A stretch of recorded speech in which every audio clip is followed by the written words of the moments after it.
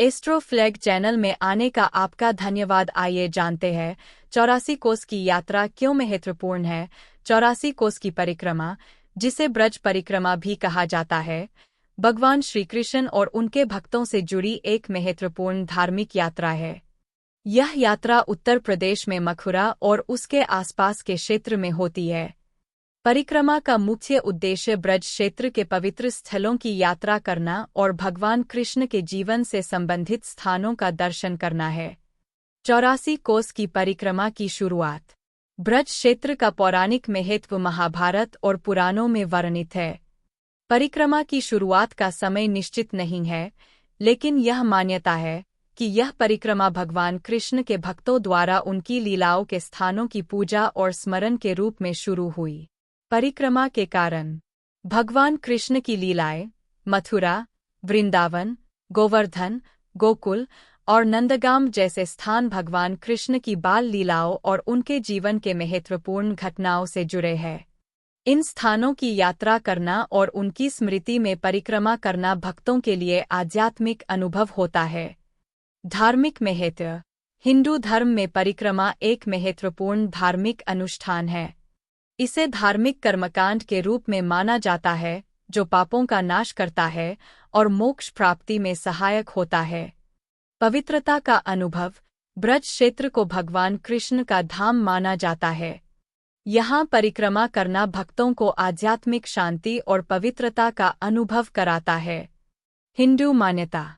हिंदू धर्म में भगवान कृष्ण को विष्णु के अवतार के रूप में पूजा जाता है।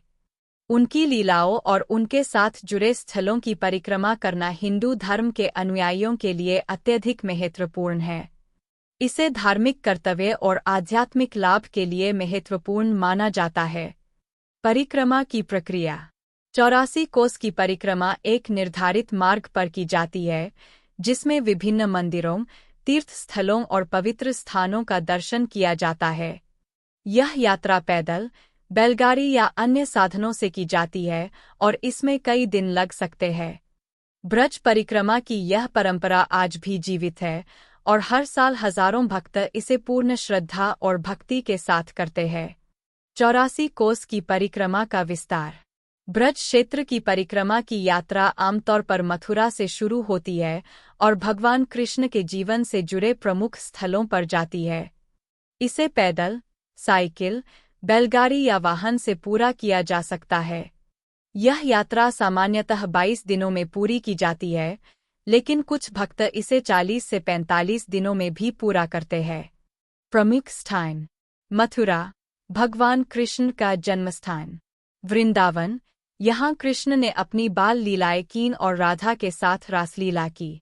गोवर्धन, यहाँ कृष्ण ने गोवर्धन पर्वत को उठाकर गाँव वालों को इंद्र के प्रकोप से बचाया। गोकुल, यह वह स्थान है जहाँ नंद बाबा और यशोदा माता के साथ कृष्ण का बचपन बीता। नंदगाम, यहाँ कृष्ण ने अपने बाल्यकाल का एक हिस्सा बिताया। बरसाना, राधा रानी का जन्मस्थान। धार्मिक महत्व। पापों का नाश। परिक्रमा करना हिंदू धर्म में पापों का नाश करने वाला माना गया है। यह यात्रा भक्तों को उनके जीवन के पापों से मुक्ति दिलाने का साधन मानी जाती है। मोक्ष प्राप्ति। भगवान कृष्ण के भक्त मानते हैं कि इस यात्रा से उन्हें मोक्ष की प्राप्ति हो सकती है। मोक्ष हिंदू धर्म में जन्म मृत्यु के चक्र से मुक्ति को कहते हैं। आध्यात्मिक उन्नति। यह यात्रा भक्तों को आध्यात्मिक उन्नति का अनुभव कराती है और उन्हें भगवान कृष्ण के करीब ले जाती है। पौराणिक कथाएं। ब्रज क्षेत्र की पौराणिक कथाएं और लोक कथाएं भी इस परिक्रमा की महिमा को बढ़ाती है। ये कथाएं भगवान कृष्ण के जीवन की घटनाओं पर आधारित है और उनकी दिव्य लीलाओं का वर्णन करती है। परिक्रमा की प्रथाएं। भजन और कीर्तन। परिक्रमा के दौरान भक्त भगवान कृष्ण के भजन और कीर्तन करते हैं, जिससे यात्रा का धार्मिक वातावरण बना रहता है। संकीर्तन। संकीर्तन के रूप में समूह में भगवान का नाम जपना और कीर्तन करना परिक्रमा का महत्वपूर्ण हिस्सा है। सेवा। भक्त यात्रा के दौरान एक दूसरे की सेवा भी करते हैं, जैसे भोजन बनाना और बांटना। आधुनिक समय में परिक्रमा। आजकल 84 कोस की परिक्रमा में अधिक सुविधाएं और व्यवस्थाएं उपलब्ध है। सरकार और स्थानीय प्रशासन द्वारा यात्रियों के लिए विश्राम स्थल, जलपान और चिकित्सा सुविधाएं प्रदान की जाती है। ब्रज परिक्रमा की यह यात्रा भक्तों के लिए एक महत्वपूर्ण आध्यात्मिक और धार्मिक अनुभव है, जिसमें वे भगवान कृष्ण की महिमा और उनकी लीलाओं का स्मरण करते हुए अपने जीवन को पवित्र और धार्मिक रूप से समृद्ध बनाते हैं। विस्तृत विवरण और इतिहास।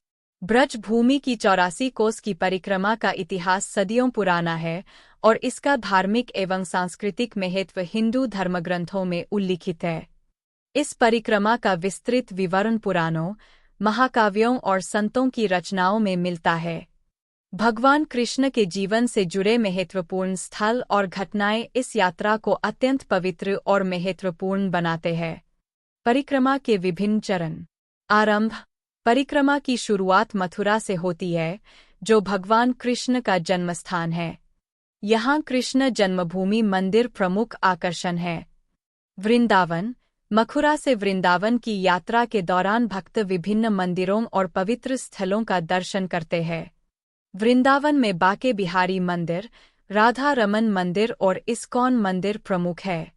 गोवर्धन। वृंदावन से गोवर्धन की यात्रा में गोवर्धन पर्वत की परिक्रमा शामिल है। इसे गोवर्धन परिक्रमा कहा जाता है और यह 21 किलोमीटर लंबी है। गोकुल और नंदगाम। इन स्थलों पर भगवान कृष्ण के बाल लीलाओं का स्मरण होता है।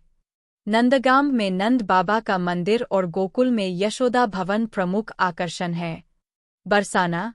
यह राधा रानी का जन्मस्थान है और यहाँ राधा रानी मंदिर मुख्य आकर्षण है। यहाँ की लठमार होली प्रसिद्ध है। परिक्रमा के नियम और अनुशासन। परिक्रमा करने वाले भक्तों के लिए कुछ नियम और अनुशासन का पालन करना महत्वपूर्ण होता है। शुद्ध आचरण। यात्रा के दौरान शुद्ध और सात्विक भोजन करना। सत्य बोलना। हमेशा सत्य बोलना और झूठ से बचना। अहिंसा। किसी भी प्रकार की हिंसा से बचना और अहिंसा का पालन करना। धार्मिक गतिविधियां। नियमित रूप से भजन, कीर्तन और पूजा करना। सादा जीवन। परिक्रमा के दौरान सादा जीवन जीना और विलासिता से दूर रहना। परिक्रमा का आध्यात्मिक प्रभाव। भक्ति का विकास। परिक्रमा करने से भक्तों की भक्ति और श्रद्धा में वृद्धि होती है। यह भगवान के प्रति समर्पण और प्रेम को गहरा बनाता है। आध्यात्मिक शांति। इस यात्रा के दौरान भक्तों को मानसिक शांति और संतोष का अनुभव होता है। समुदाय का निर्माण। परिक्रमा के दौरान भक्तों के बीच एकता और भाईचारे की भावना का विकास होता है। प्रमुख त्योहार और परिक्रमा। जन्माष्टमी। भगवान कृष्ण के जन्मदिवस के अवसर पर मथुरा और वृंदावन में विशेष परिक्रमा आयोजित होती है। होली। बरसाना और नंदगाम में होली के समय विशेष परिक्रमा का आयोजन होता है। गोवर्धन पूजा। गोवर्धन पर्वत की विशेष परिक्रमा गोवर्धन पूजा के समय होती है। संतों और भक्तों का योगदान। ब्रज परिक्रमा को संतों और भक्तों ने सदियों से जीवित रखा है। संतों की रचनाओं में परिक्रमा का वर्णन मिलता है और उन्होंने इसकी महिमा का गान किया है। संत सूरदास, मीराबाई और वल्लभाचार्य जैसे भक्तों ने ब्रज की महिमा का बखान किया है। समापन। 84 कोस की परिक्रमा केवल एक धार्मिक यात्रा नहीं है, बल्कि यह एक आध्यात्मिक यात्रा भी है जो भक्तों को भगवान कृष्ण के निकट ले जाती है। यह यात्रा भक्तों को उनकी पवित्रता, भक्ति और आत्मिक शांति का अनुभव कराती है।